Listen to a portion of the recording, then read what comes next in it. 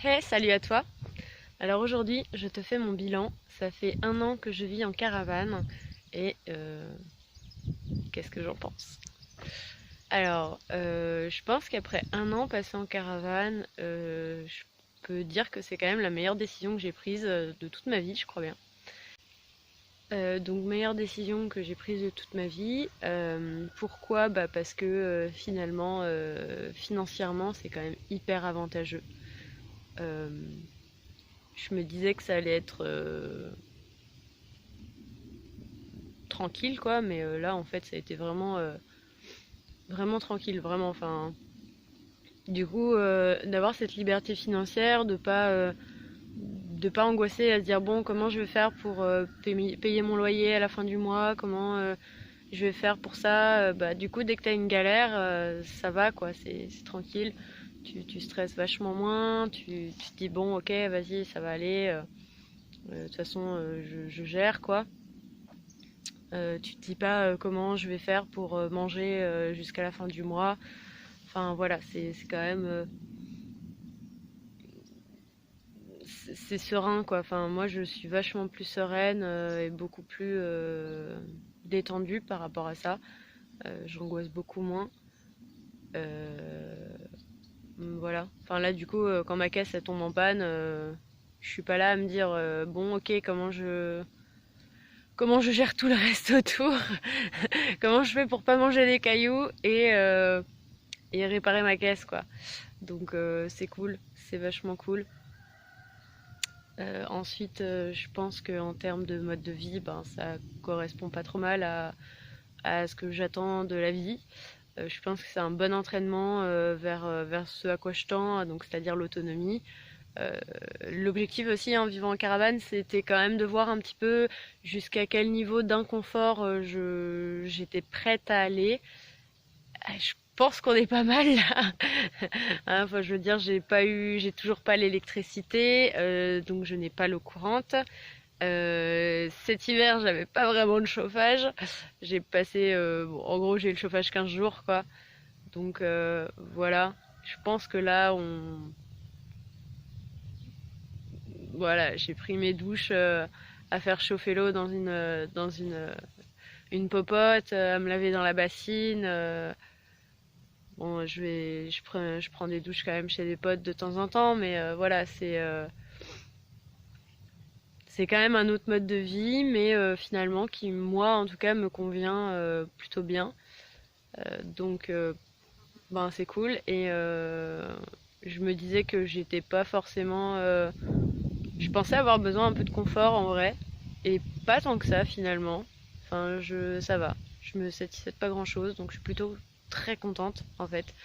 Et je pense que j'aurais pas pensé ça de moi en fait si je l'avais pas vécu. Donc le meilleur conseil que je puisse te donner, si tu te poses la question, et ben teste. En fait, teste hein, tout simplement pour voir si ça peut te convenir. Enfin, je réfléchis et je me dis quand j'ai voulu devenir végétarienne, ben j'ai commencé à diminuer ma consommation de viande et puis par me dire bon bah ça va, j'y arrive. En fait, c'est pas si pire. Après, tu te dis l'étape suivante, c'est de plus manger de viande chez toi et t'en manges qu'à l'extérieur. Puis un jour, tu te dis bon bah ça y est, je saute le pas et ah bah en fait c'est pas si compliqué quoi. Donc voilà, ça se fait, tout se fait. Puis bah après, tu régules en fonction de comment toi tu te sens, est-ce que ça te convient ou pas. Voilà, là par exemple, je me dis en termes de confort, un petit poêle à bois, c'est pas trop mal. Donc c'est la prochaine étape, ça va être les prochaines vidéos un petit peu de bah, l'arche, que je vous montre un peu cette histoire d'arche dont je parle depuis quelques temps et que je mets un peu des trucs là, dans la dernière vidéo parce qu'elle est montée. Maintenant, il va falloir faire l'isolation, tout ça. Donc, vous allez suivre ça en vidéo sans problème. Et on parlera de Archcrowd, évidemment, parce que c'est important.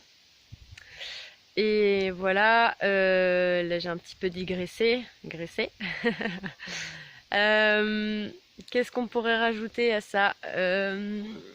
Donc le mode de vie, bah super quoi. Moi je pense que pour tout ce qui est transition changement de vie et tout, c'est pas mal en fait de tester l'extrême en fait pour voir jusqu'où t'es prêt à aller, ce qui te convient, ce qui te convient pas. Voilà. Ensuite, je pense qu'en termes de sécurité, parce que c'est ce qui revient souvent, j'ai beaucoup de gens qui me disent oui, mais t'as pas peur tout seul en forêt comme ça, enfin en forêt. Bah non, en fait, franchement, justement, je suis toute seule. Et bon, j'ai quand même, enfin, je suis toute seule, c'est un bien grand mot, j'ai quand même des voisins en face. Et le chemin où je suis, faut quand même savoir que je suis là en fait. Je veux dire, il n'y a pas le monde entier qui est au courant qu'à cet endroit-là précisément, il y a une caravane et que en plus il y a quelqu'un dans la caravane. Et bon, bah il y a un chien quand même, hein, mine de rien. L'air de rien, ça dissuade hein, d'avoir un toutou.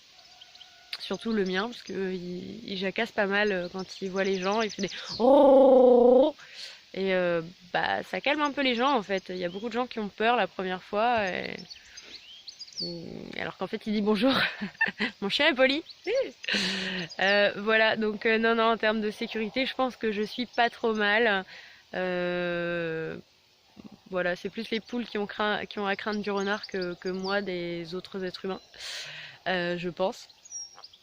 Après, voilà, je sais pas, je me sens plus en sécurité sur mon terrain, dans ma caravane qu'en ville, par exemple. Euh, Au moins, en ville, tu vois, tu te fais pas interpeller ou traiter de je sais pas quoi, n'importe quand, hein. Je donnerai pas d'exemple. Ça m'est arrivé il y a pas longtemps. Alors que j'étais avec mon proprio en plus, qui me faisait visiter au mois de septembre. Ouais, allez, on va se la raconter. Story time. Allez, est-ce que je fais une story time de ça? Allez, tu sais quoi? On va faire un truc.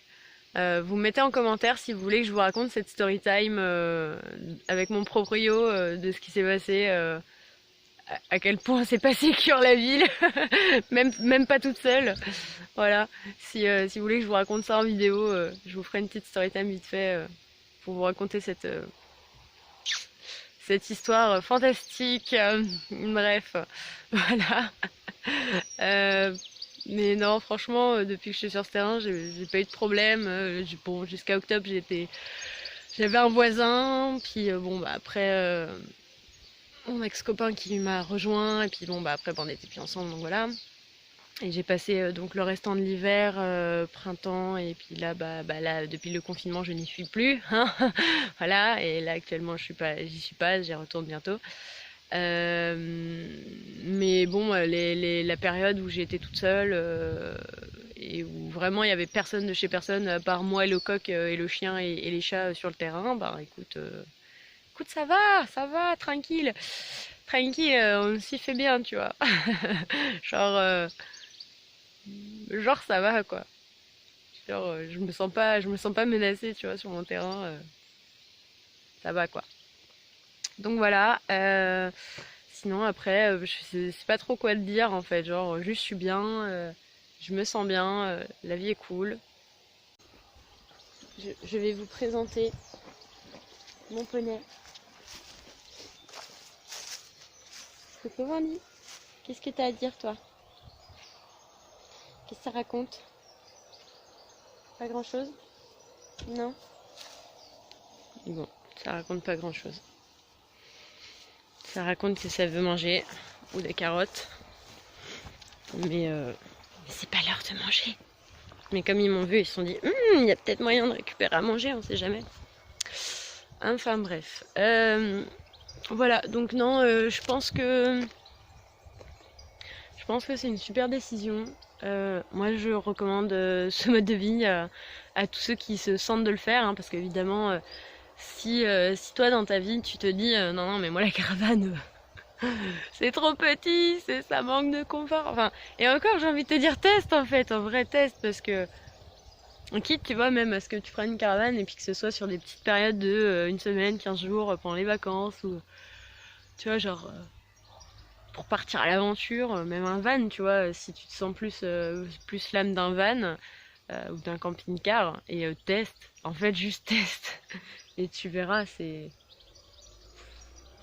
tellement autre chose, quoi. Enfin, vraiment, moi j'ai vraiment bien intégré que c'était ma maison, tu vois, mais en même temps, j'ai quand même l'impression d'être un peu en vacances, tu vois. C'est un cadre, enfin vraiment, ouais, c'est un cadre en fait, c'est ça, c'est un autre cadre que celui conventionnel d'une maison, et c'est quand même chouette quoi. Enfin, franchement, c'est ouf quoi. Enfin, c'est ouf quoi. Moi je, waouh, waouh, waouh, waouh. Ouais, non, vraiment, je pense que pour tous les gens qui sont en galère, hein, vraiment en grosse galère, enfin, moi, j'ai toujours considéré que payer un loyer, alors j'entends hein, que de toute façon, il y a des gens, ils n'ont pas vraiment le choix non plus, mais moi, personnellement, sur ma conception de la chose, je me suis toujours dit, putain, mais mettre un loyer, tu vois, dans un loyer, euh, enfin un certain montant en tout cas, parce que là, moi, je paye une misère, hein, on va pas se mentir, mais l'année dernière, par exemple, je payais 450 euros de loyer pour la maison où j'étais, et je me disais tous les mois, je me disais, putain, mais c'est 450 balles de perdu, quoi. J'ai vraiment l'impression d'aller au distributeur, de retirer 150 balles et de les balancer par la fenêtre ou par une falaise, je sais pas, mais vraiment, c'était l'impression que ça me faisait, quoi. Ça me faisait mal au cœur. Je me disais, mais punaise, c'est pas possible.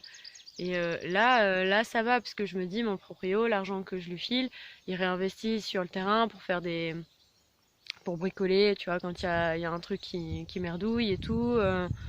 Enfin, voilà, il plante des arbres, il plante des trucs. Je me dis, tu vois, c'est de l'argent qui sert, quoi. Et je me dis, quand ce terrain-là, quand je partirai, bah, ou quand, enfin, là, normalement, je vais avoir une colocatrice. J'ai hâte de la rencontrer.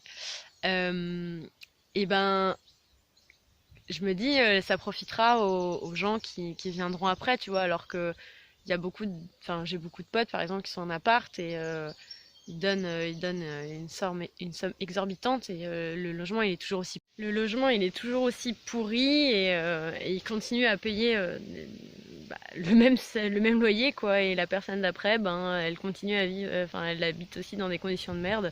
Et genre, moi, je trouve ça juste intolérable, en fait, parce que tu te dis, il y a des proprios et des grosses agences qui sont masse de thunes sur notre dos, tu vois, et toi, t'es bon à vivre dans la merde, tu vois. Alors, je me dis, tant qu'il n'y a pas à avoir tout le confort d'une baraque et tout ça, bah autant que ce soit voulu et puis que ça me coûte pas cher en fait. Donc voilà. Donc je pense que le bilan de cette première année, ce que je retiendrai, c'est que le chauffage, le chauffage c'est vachement important, ne serait-ce que tu vois pour faire sécher le linge quoi. Voilà, mais je ferais peut-être un bilan galère. Ouais, je pense que je vais faire ça, un petit bilan galère bah, les galères quoi. Euh, mais ouais, franchement, va tester la vie en van, la vie en caravane, tout ce que tu veux. Si t'as envie de vivre autrement, teste, fais-le. Vas-y, chaud, chaud patate. En 2020, tu changes de vie. Allez, allez, on dit ça. Parce que franchement, enfin moi c'est tout claquer, aller reprendre les études en mode, vas-y, on tente des trucs quoi. Il faut le faire. Il faut le faire parce que t'y arrives en fait. T'y arrives, en fait, y a pas de raison que t'y arrives pas, et parce que déjà, premièrement, t'es pas plus nul qu'un ou qu'une autre, et bah voilà, juste ça, juste ça, en fait, s'il y a des gens qui arrivent, y a pas de raison que toi t'y arrives pas, même si t'as pas de thunes, tu vois, enfin, perso, je suis arrivée à Toulouse, j'avais pas plus de thunes que ça, en fait, voilà, j'avais bah, juste un loyer de 450 balles en moins à payer et ça c'était quand même cool. Et voilà, juste ma caravane elle m'a coûté 650 euros. Bon, la restauration, je sais pas, j'ai pas encore fait les comptes. Mais globalement, en vrai, voilà quoi. T'as pas besoin d'avoir beaucoup de thunes. Si t'arrives à te toper ta caravane ou même t'aménages ta caisse en fait. Tu vois, genre moi je vois mon doblo là. Je vais essayer de l'aménager un peu pour partir, pour pouvoir partir, être un peu plus nomade. Cominette. Et appel du chat. Minouche. Bonjour. Bonjour. Ça c'est Minouche. Oui. Et, euh, et voilà, je pense que ça va pas être très compliqué, hein, ça va pas me coûter grand chose parce que ça va être tout amovible évidemment. Et globalement, j'ai déjà tout le matos, mais qui a été chiné à Emmaüs majoritairement. Donc voilà. Bref, tout ça pour dire, tente des trucs, pars à l'aventure, et je vois pas comment ça peut mal se passer en fait. Il n'y a pas de, y a pas de raison que ça se passe mal. Il y a que des bonnes raisons pour que ça se passe bien et que tu dises mais tellement, tellement il faut faire ça. Enfin le changement, c'est toi qui vas l'impulser. Voilà. Bon, bah c'était mon petit bilan de mes 1 an. Et voilà. J'espère que tu passes un beau mois de juillet, qu'il fait pas trop chaud là où t'es. Et bah dis-moi en commentaire du coup si tu veux cette fameuse story time de quand je suis arrivée à Toulouse et que j'ai un peu visité le centre-ville avec mon proprio. Si ça t'intéresse ou pas, dis-moi ça en commentaire. Si t'as des questions, tu peux les poser en commentaire. Alors, je mets un peu de temps à répondre des fois, mais j'essaye de répondre et puis bah je vois pas aussi tous les commentaires des fois. Donc voilà. Bon, et bah en attendant, prenez soin de vous. Je vous fais des gros bisous et à bientôt pour la prochaine vidéo sur l'Arche.